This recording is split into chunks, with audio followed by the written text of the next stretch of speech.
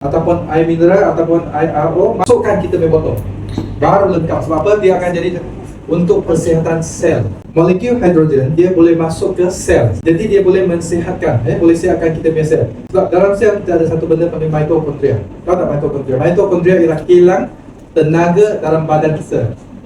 So dalam badan kita ada satu benda dinamakan mitokondria, So, dia akan boostkan dia punya productivity. Jadi bila kita minum air ni dia akan jadi macam lebih segar, lebih cerdas. Kalau budak-budak kan selalu dia mengantuk kan, sekolah dia mengantuk, dia tak boleh fokus. So satu cara lagi, curi-curinya buat air ni tuang dalam dia tumbler.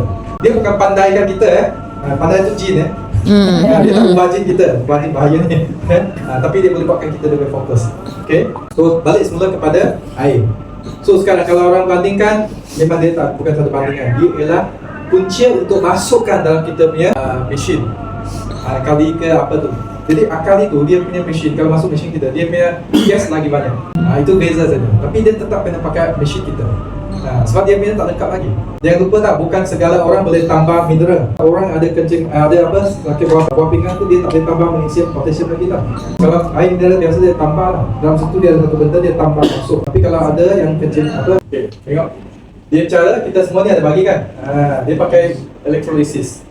So electrolysis lengkap kita kena pakai sistem-sistem.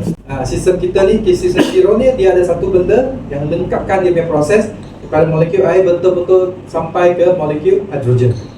Itu perbezaan dia lah kan.